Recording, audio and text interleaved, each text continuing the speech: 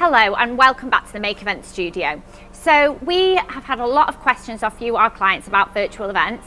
So I thought I would invite a couple of the team to the studio at a safe distance to discuss all the things you've been asking us.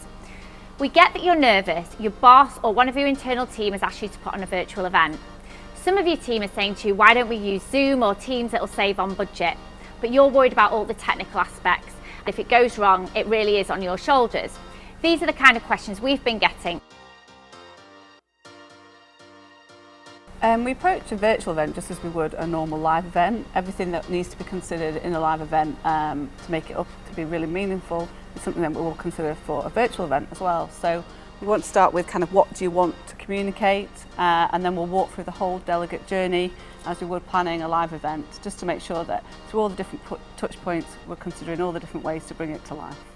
So at Make Events, as you know, we're very famous for our magic touches. So these are tangible items, pockets full of wow, that will run through the whole event.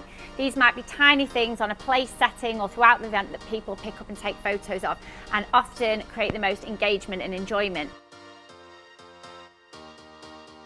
We might design some nice branded assets or gifts that we can send out to delegates, and again, just bring that again to life throughout the event.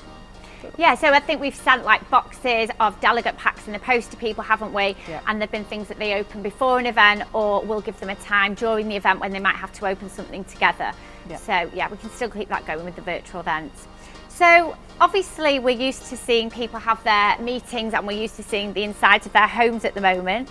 But how can we make it more professional, Emily? So one option is our studio.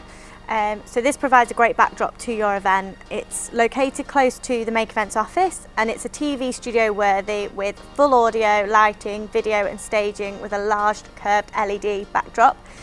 You don't have to hire the entire space at all. We can just have sections of it. So depending on your budget, we've got different cost packages available.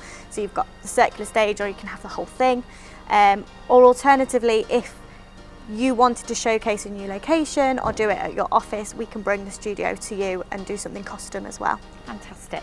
When you have a normal live conference, you would have a mix of speakers and different ways that you would communicate information, and delegates would move around different spaces in the venue to communicate with each other.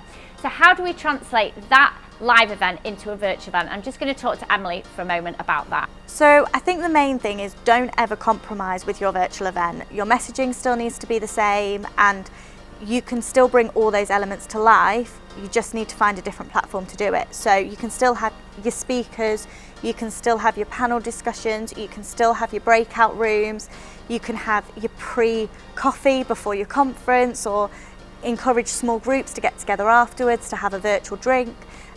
Just making sure those pre-event comms are right. You just can tick all those boxes, and we would find the best solution for you to do that. So really, we are following the same strategy of planning for a live event, for a virtual event. Your experience won't change from a Make Events live event to a Make Events virtual event.